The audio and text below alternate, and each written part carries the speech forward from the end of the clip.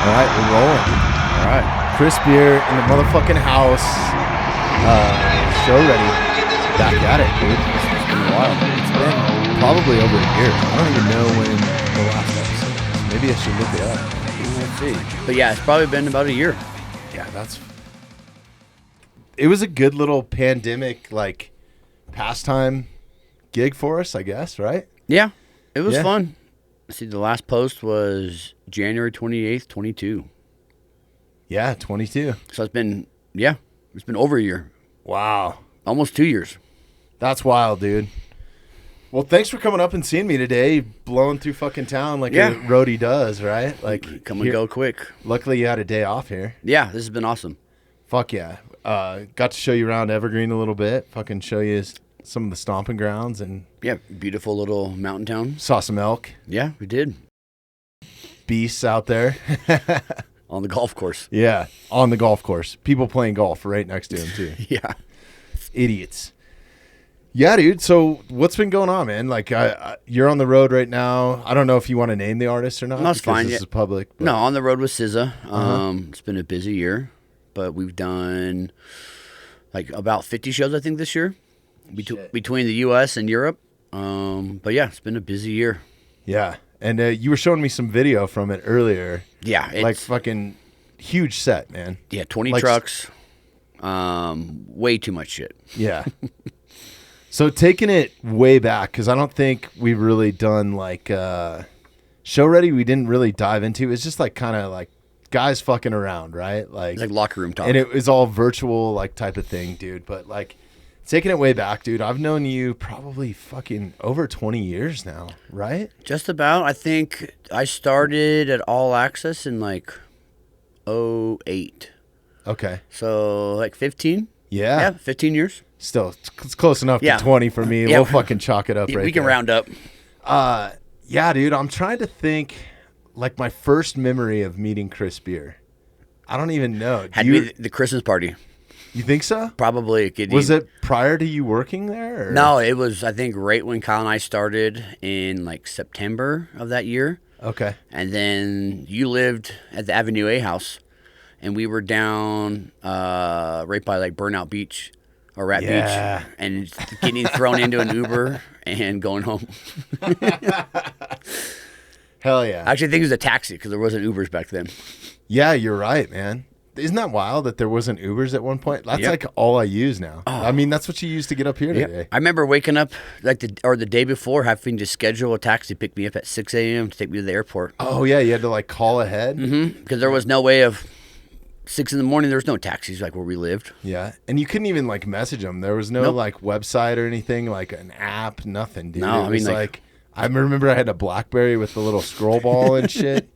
But those were badass for touring because the tour I was on at the time, all the other guys had BlackBerry, so you could use BlackBerry Messenger to each other, right? And it had like the full fucking keyboard and the whole shit.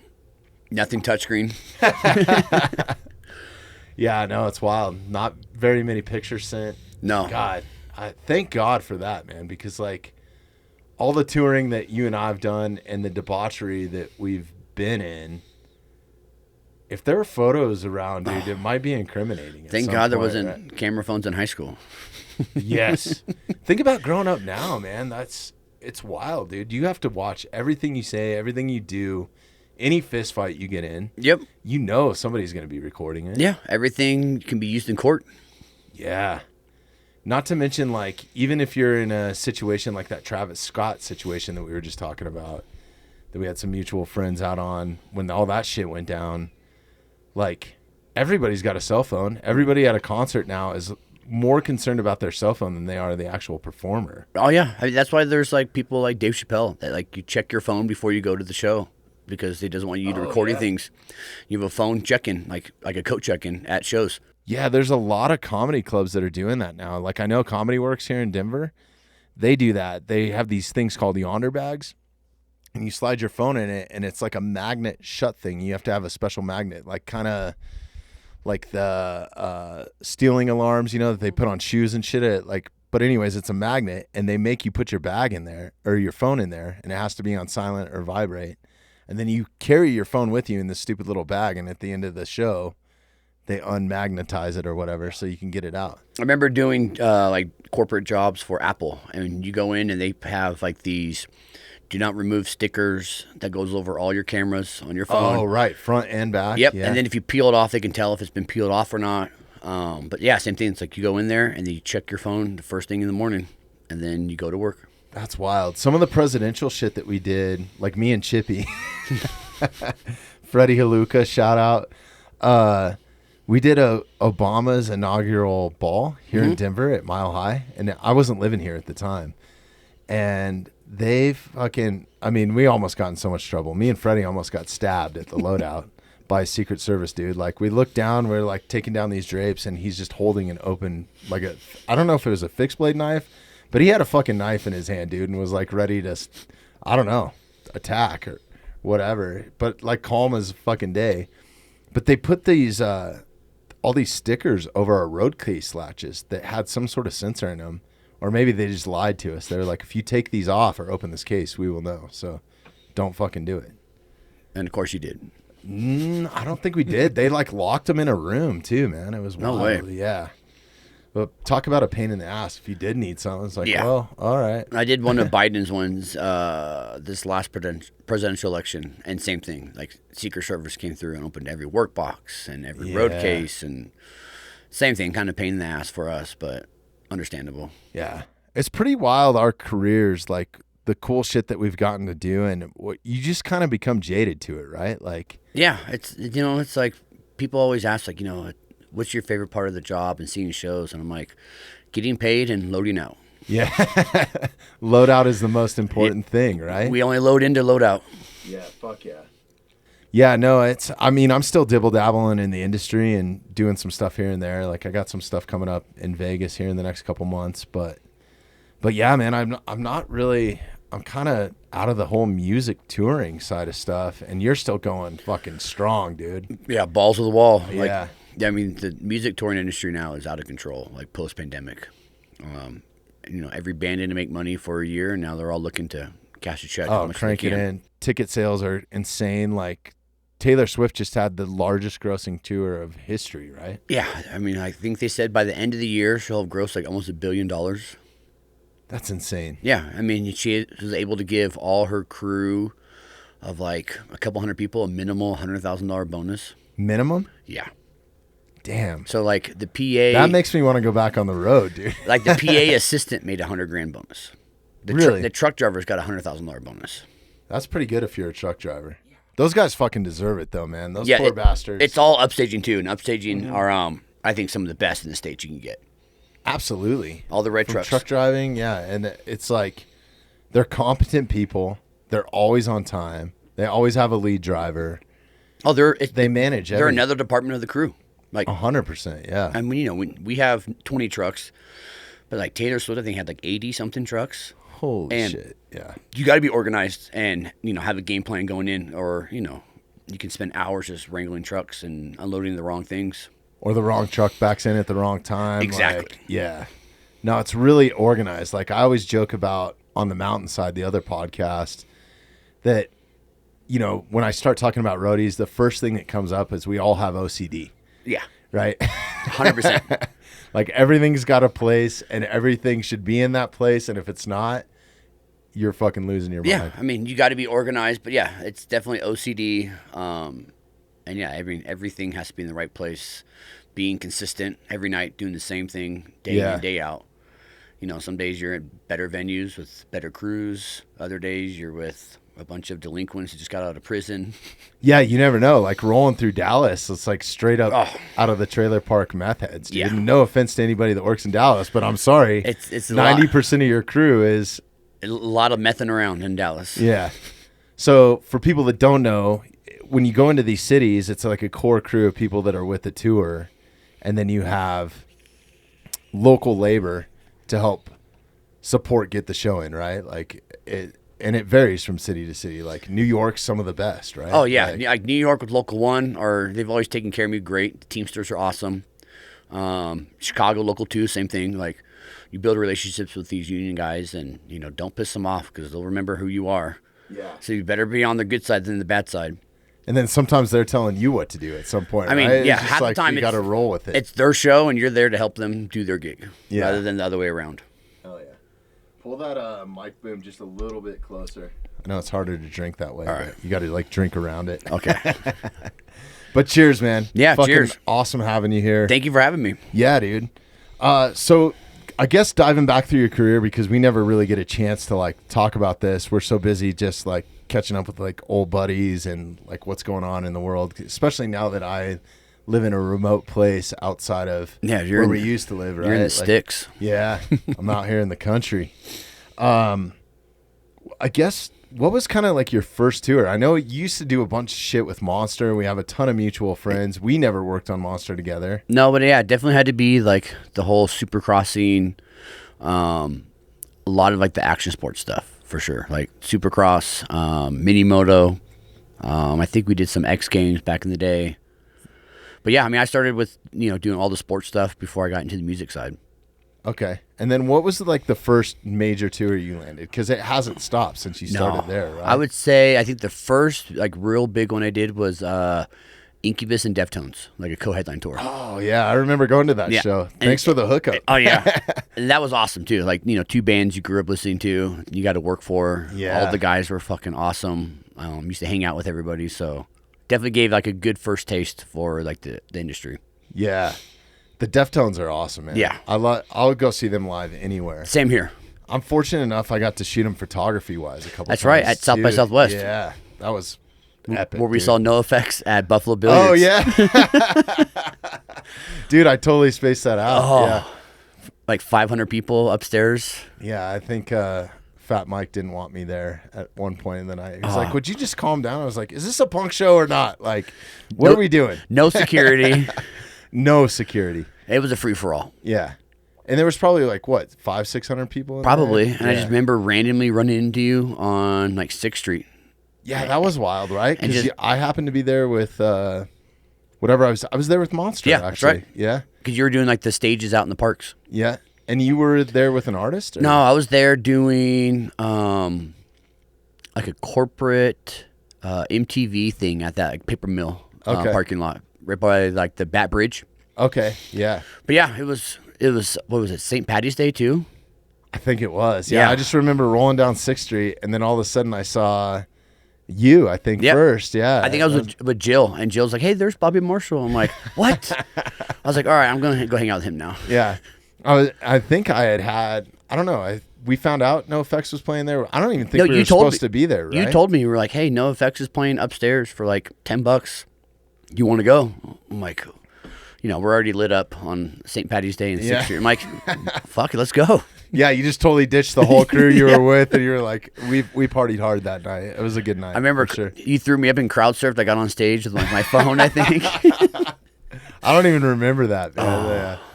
Lots of Lone Star beer. I'm trying to think of what gigs we did together. Maybe U.S. Open of surf. No, I never really dibble-dabbled in that. Man. I always tried to stay away from those beach gigs. I fucking hated them. But yeah, after the first week, it was 2 weeks in sandals, getting swag from Nike. And that's a huge build too, man. That is not a little structure that they put out there. No, I think they've toned it down a bunch over the years because the city had problems with too many people on the beach. I mean, it used to be like, I think 1 million people would turn out every year over that week. But yeah, I mean, the beach gigs, there was aspects of it where it sucked being in the sand. But then you're also at the same time, you're in Huntington Beach, on the pier, in the water. Bikinis at work, dude. Like how driving golf carts to the bar. Yeah. Hell yeah. Yeah, no, the action sports stuff was definitely fun. That was probably some of the most fun I had. Oh, for sure. And then, getting to travel around the world. I mean, you've probably been to every major continent at this point, right? And for the most part, yeah. I mean, I've been other than like, Antarctica and like India. I think I've been pretty much everywhere.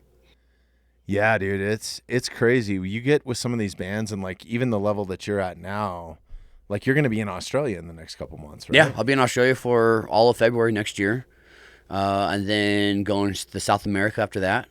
That's the best, man. I call it the endless summer tours because you're just south the equator, right? Oh. So like you're constantly living in summertime. Yeah, I mean it'll be summer the whole time we're in Australia in January, February with accents and good weather and everybody's by a beach. Yeah. No, it's Australia was one of my favorite places to go. What's probably the craziest place that you've been, like, I mean, just kind of like off the cuff, like places that people normally don't go to tour? I don't know. I mean, like with all like the recent stuff going in, like with Russia and Ukraine, it was crazy being in Moscow and Kiev back-to-back shows in 2019. Really? Yeah, so we did a festival in So Moscow. was it before it was ramping up? Yeah, or it was like literally like a year and a half before everything happened. And we did a show in Moscow, and then like 4 days later we went to Kiev and did a show. And then now you see like the footages of like Kiev, which is like Armageddon now, and like. And before it was a beautiful city with churches and cathedrals everywhere, and nice skies and great architectural designs. And now it's like something out of Call of Duty video game. Right. Yeah, no, that's wild, man. One of the things I did like later on in touring after I got done like going to all the bars and seeing all those spots, and then like going to Europe so many times, right? Like how many times have you been to Europe? Probably 100. Like, probably 2 or 3 times every year. Yeah. And you kind of do the same sort of route, like Cologne, Germany. You're in Amsterdam. You're fucking like just kind of the same sort of cities, right? That embrace music or embrace live music. And well, there's only so many cities that can put on a big show too. That's right. It's like not like how the States where you can do a show pretty much anywhere you want. Over there's only X amount of arenas or like fairgrounds where you can put a show on. Yeah. And they're all kind of like you get to know the crews over there too. Like going to Scotland is some of the craziest stagehands like. Going to hilarious. Going to Glasgow. What's a place called? Like the Hydrodome or something? Yeah, it's like they pull the trucks inside the building, right? It's almost like a convention center, but it's it's like just an old. I don't know how long it's been there, but yeah, we pulled in I think 8 trucks this summer there. Yeah, but they're wild. It's definitely cool. But yeah, after all the times of going to Europe and stuff, like I kind of got bored with it, right? I was like, okay, I know where all the bars are at. I know where all the stuff is at. So like, what am I going to do during the day? I'm not going to day drink all day today. The older you get, you can't do that much more. So I went around and started looking at like World War II history and going to like bunkers and like buildings that have been like shot out. Like, there's just this pristine church in Cologne, Germany, and there's just a giant chunk out of the wall. Oh yeah, where it took like a mortar round. Like that's pretty insane. They'll do festivals too. We were in I can't remember the city, but we were in Poland this summer, and we did a festival like on an old like airport. But yeah, they have like World War II bunkers, like where the hangars where the planes used to be, and bunkers where like the artist compounds were, and you're literally in like a World War II bunker, like where your artist is hanging out and you're drinking beers, like. So badass. Yeah, years ago, that people were surviving in there, and now you're drinking beers and being a delinquent. Doing a rock show, yeah. Exactly. Yeah, that's pretty wild, man. Like, I guess we did one in Norway, too, that had all these hand-dug, like, bunkers as a festival like that. It was Dahmer Summer, and I can't remember. It was some festival, like, way the fuck out, like, in the mountains, right? And beautiful fucking country, but it was like, God, I'm trying to think of the city that we started in there. But yeah, anyways, this festival, and it was like, I guess they have like a Viking holiday there where they burn campfires like all night long, and the entire sky is just burning orange, right? Like the thing is to like build a fire as big as you possibly can, and I don't know, get naked, dance around it, get really drunk. So there's a music festival, but where this festival was at was on an old World War II U.S. like compound. Mm-hmm. Where it almost was like a ranch or something where they took it over, and our green rooms were all these separate houses like behind the festival stages. But underneath, when like you went into the basements of them, there were tunnels to all the other houses. Oh, that's wild. Yeah, and you would get lost down in there, man. Like you would be down there for hours, and people would like carve shit in the walls, like love letters to their, whoever in 1940 whatever. All that was going on, dude. It's pretty wild, man. I mean, Europe has a lot of old history. Yeah. I mean, let alone with like World War II and World War I and, before that. Yeah, well, even like that bridge that's in Cologne, you know, the one that has all the hearts or the locks on locks, it, and yeah. they throw their keys in the water as like an engagement thing, or I don't know what it represents. I don't but either. it's something like that. That bridge was completely dilapidated, like in the water, No like way. blown up in World War II, and they reconstructed it. So when you walk that bridge, and I'd walk that bridge probably 50 times at this point before I actually started doing some World War II history research, and there's like bullet holes in that bridge. So the next time that you're there, I'll go check it out. you go check it out, dude. You'll see like big ass bullet holes that are in some of the steel and In stuff Cologne? like that. Yeah, in Cologne, right next to the big dome right there, or whatever, that crazy church with all the crazy like gargoyles and stuff. Yeah, we were there this summer. But yeah, Cologne's another beautiful city too. Yeah, man. Yeah, it's crazy because we don't really have shit like that in the States, man. It's like We have like Plymouth Rock and the Liberty Bell. and Boston. Yeah. Although Boston, is it the Liberty Walk or the Freedom Trail? I think it's the Freedom Trail. Yeah, that's badass, dude. Yeah, and like especially with like baseball too. Like that's the last I feel like American heritage baseball town. Like walking through Fenway Park on a game day with like the festoons and little neighborhoods. You feel like you definitely time warp back in time. Yeah, Wrigley's kind of like that a little bit too. They're starting to build a lot more around it now, like office buildings and condos. But yeah, it's like old, traditional American sports. In your downtime, do you go to a bunch of baseball games or like sporting events? I know you're a big sports guy. I try to go to any like live sporting event on a day off. Even if it's my team or not, but like any sport, getting like the boys together to go, drink some beers and watch some sports is always fun. Fuck yeah. One of my good buddies in San Francisco got me 3 tickets, or me plus 3 tickets to Golden State Warriors opening night. Oh, really? Yeah, so we're gonna go to a basketball game, like 2 weeks, I think. Are you guys playing that arena? Yeah, so we on play. this tour? Yeah, so we played Chase Center 2 nights after the game, but it's like opening night. And a good buddy hooked me up, and got me some tickets. That's badass. So, born and raised in California, right? Yep. Okay. But born in Redondo? Is that? Born in Pasadena, Okay. raised in Redondo until like 11 or 12, and then moved to Modesto, Central Valley. And that's where we know a bunch of mutual friends from, right? Too, like Kyle. Exactly. Shout out. And Santi and Yeah. I forgot Santi. and KP. There. Yeah, KP too. And then lived there like middle school, high school, a couple years of junior college, and then moved back to Redondo at 21, and been there since. Yeah. Are you still close to the beach there? Yeah, I think I'm about a mile and a half from the beach. Hell yeah. So that's like perfect. Exactly. It's not too close. Yeah. I can still park. I have people come over and park in my neighborhood. Hell yeah. So all the touring and all the shit that you've done, I know we've talked about some crazy stories, but like, do you have something that stands out, like an artist that you worked with? Like, you don't have to name the artist either, but like, just like what's the scariest moment you've ever had? Probably flying in like a little charter plane across Europe in some gnarly like thunderstorms where you're like praying to whoever you pray to that this plane doesn't crash with you and all your friends on it. But I don't know. I mean, like South Africa was kind of like wild. We went to Cape Town, but then we went to Johannesburg, and that was like pretty gnarly. Like seeing South Central ghettos compared to South Africa ghettos were way different. Right.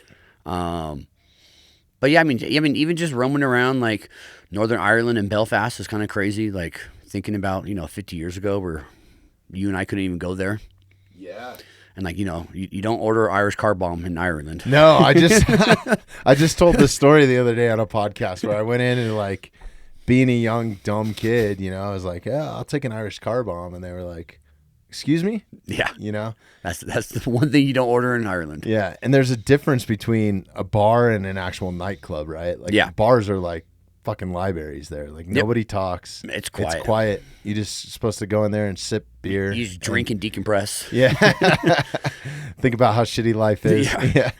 That's kind of how it is up there, man. And it's just the dreariness of that whole, like you can feel it when you go into those cities, man. Like it's just a different vibe, right? Oh, we were in think it was Scotland. We went to like Edinburgh, like outside of Glasgow, and Edinburgh. yeah, Yes. and went to a pub that was like That's a cool city too, with all the cobblestone streets like and old, shit. like medieval Castles. castle. But went to a pub that has been open since like the late 1500s, and like you're drinking a beer here where. Robin Hood drank a beer, right? Exactly, It's yeah. the Robin Hood bar, right? There's like 3 or 4 bars that have been open since like the 1500s. Wow. And it's crazy. Like just to look around and like think about, 500-600 years ago, like people were drinking pints in that bar just like you are. Yeah, no, it's pretty wild, man. Like, because I think the oldest bar that we maybe have here in the States is like probably the Bell in Hand. I'm sure that there's something There's got to a be some little like bit older on the East Coast. Yeah, northeast right? somewhere, but like before America was founded, though, that bar was. yeah. Like a lot of the conspiracy, or not conspiracy, but like them conspiring to take over the British was in that Yeah. bar. It's pretty wild. So like you go in there to that bar and start drinking. It's like the Revolutionary War, where they're having drinks. Kind of feel like a patriot in Yeah, that motherfucker. everyone got drunk. It was like, fuck these guys. Yeah. It's really kind of what happened, Yeah. dude. Like, yeah. Like we've had enough. You get enough liquor in you, you'll make some ideas, good and bad. Hell yeah. Yeah, no, so like to name drop some of the artists, and I don't know if you want to do this, but like, have you primarily stayed in the rap? I mean, you've worked for a bunch of rock bands too. So Incubus, Deftones, and then from there, where did you go? I've done like Jay-Z, to worked with Frank Ocean for a while. Did the Strokes this year. Going to do Blink-182 next year. Worked with this crazy South African group, The Antwoord, for years. Oh, I remember that. They were in the Chappie movie or Yep. whatever, right? Mm-hmm. Yeah. Which is probably the oddest artist I've ever worked for. Really? Yeah, they're just... What was so odd about them? Just, I mean, they're odd individuals. all you gotta like do you is just Google them. Google them, look at their pictures, then it explains everything. Like, Right. They always took care of me good, so nothing bad on them. But they are just an odd band from South Africa. Okay. They got real popular and have like their own little weird following. I've also done like a lot of EDM. So Elenium's from Denver. I've worked with them for years. The Chainsmokers back when they first started getting really big. But yeah, I mean, I don't know. There's a lot of bands over the years where, you know how it is. Like sometimes You just kind of forget. Yeah, it is. It's like, you'll work with the band maybe for 3 months. It's like the worst question I get asked, and I just asked it, right? Yep. They're like, so who have you worked for? Yeah. As soon as you tell them, like, explaining that to a stranger, like, oh, yeah, I'm a roadie, and they're like, oh, really? What's like, your favorite concert or your Yeah, favorite band? I'm yeah. like, well, whoever pays me the most and works me the less. No effects at 500 people in Yeah. South by Southwest? It's like, well, did you ever work for them? No. I was just there. Yeah, exactly. I just got hammered and crowd surfed. Yeah. No, it's funny how all that shit kind of, it's probably one of the hardest jobs to explain. It is. It's because, like, everybody has, like, their persona or, like, what they think being a roadie is. And, there is a lot of, like, pros and pluses with it. But you're also, like, you're living inside an arena. You don't see the sun. You're living like a vampire schedule. Yeah. You're worked like this tour. I wake up at 4 a.m. and get at the venue by, like, 4:45 a.m. And I shower at 3 a.m. the next day. Yeah. And then it's like I get up and the sun's not up, and I go to bed and the sun's not up. Yeah, that's a long ass day, dude. Like, Yeah. I don't think people realize. They think that it's all cocaine and titties and Yeah. fucking Jack Daniels bottles and I wish. whatever else was going on, But like, you really can't do your job if you were under the influence of all that. You're No. only gonna last a couple hours, It's like, dude. I love smoking weed, but on this tour, it's like, if I smoked weed, I'd get nothing done. I'd start 100 different projects, not finish one of them. Yeah. Yeah, no, it is cool, man. Like having the tour bus, like having your boys around you, right? If you're out with a Yeah. good crew, that's kind of what it's about. Oh, it's kind of about that camaraderie. and- Exactly. It takes me back to, like, being, like, in high school on a football team. It's like, you got your team of players and your boys, and you get your locker room talk and hangout days, and then, instead of playing the game, you go to work. Yeah. But it's like, everyone's a piece of the puzzle. It's like, you can't finish the puzzle without every piece. And everyone serves a purpose in different departments. And, if you don't work together, it's way worse than it could be. Yeah, and everything kind of has a time schedule, right? Yeah. Like this has to be done before that can be done. Like, everybody's working on top of everybody, but yeah, there's definitely have to be a flow, especially on the big shows. When when you have X amount of trucks and gear, you have to be on top of like organized, what goes where, when it goes where, and then you got to work with each other too. Like, there's people I definitely don't ever want to see again in my life that I've toured with, but when you're out on the road, you have to make it work. Right. You don't have to hang out and drink beers with them on days off, but on show days and load-ins, you got to work together. And sometimes it's not even about like how good you are at your job; it's how well you get along with other people, because you're meeting strangers every day, right? 100%. And like I tell people, like I'd rather take a guy that's mediocre at their job with the best attitude than the best guy in the world that has a piece of shit attitude. It's like, I don't want to deal with that every day. Like, you can train someone to be better, but you can't, teach an old dog new tricks. Yeah, 100%, man. Like I think that's the key to having a successful, like a good time on a tour. And then it's not even really about the artist at that point, right? Because it's almost like a little tribe.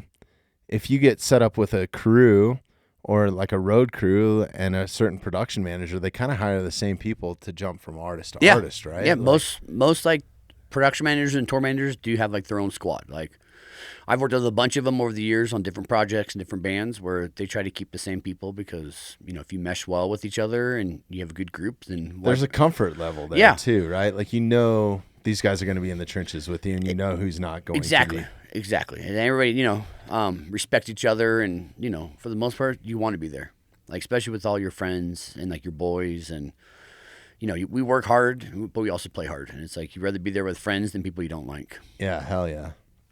No, that's a total experience I had. I mean, doing it. I think, God, I'm just trying to think, like, if somebody asked me, like, what was the craziest moment I had, it's not even, like, there's a few times where I've come close to death, like, loading in a show. Have you ever had any scary moments, like shit falling out of the roof or anything falling over or, like? No, I mean, I remember doing, like a Final Four in, Glendale, Arizona one year, and like 60, 70 mile an hour winds came through that night, and showing on the site the next day, and like delay towers on the ground, fence lines on the ground. Oh, it was an outdoor show. Because it's all like the, what do you call it? Like the fan appreciation, like where you go through and you can shoot like basketballs and see advertisements. But yeah, coming through and looks like a tornado came through and like. Really? Oh yeah, like certain parked cars are like 5 feet away from where they were parked and fence lines and gears down and it looks like. So did they just evacuate the whole place? It happened during the night, so no one was there other than security. Thank God. Yeah, so you walk in next day and you're like, what the fuck happened last night? It looks like a wild herd ran through here. So did they just shut the place down? I mean, you kind of have to at that point, right? There's so much to triage. And you had to bring, like, there's insurance policies, so certain things that got, like, broke or damaged, you had to get pictures of and make claims on top of trying to load it out and, go home. Yeah. I think that's another wild aspect to it is how much the gear is actually worth, man. Like, some of those moving lights and stuff are worth. Or console. More than a Tesla. Yeah, or it's like a front of house console that's 10 years old, still worth like $200,000. Yeah. Just to push buttons. It's a giant keyboard. Yeah, pretty much, yeah. I'm trying to think back. I want to say, were you involved in any of the Super Bowl halftime stuff? No, never did. I think that kind of came after you had left All Access. Right? It happened while I was there, but Chippy and I were always on Supercross during Super Bowl because Supercross picked up beginning of January and went until April or May. Yeah. So you guys were always That was a good run. Yeah. But you guys were always doing Super Bowl when, Chippy and I were out on Supercross. Right. And for Supercross, was it only Monster or were you guys doing the track stuff too? No, it was only Monster. Okay. Cool. Well, shit. Should we wrap this up? I Sure. got Richie here. Yeah. Or I'm just gonna silence it. I'll call him right back. But dude, thank you so much for making the trip. Maybe we'll just reconvene back into this here in a few minutes. But appreciate maybe having not, me, dude. So yeah, dude. I know the time was short, but I'm stoked to get this back online and get show ready rolling. And fucking next time when you have more time, we'll do a mountainside. Yeah, man. Thank you for having me. Yeah, fuck yeah. Let's go. All right. Thanks everyone for listening. See ya.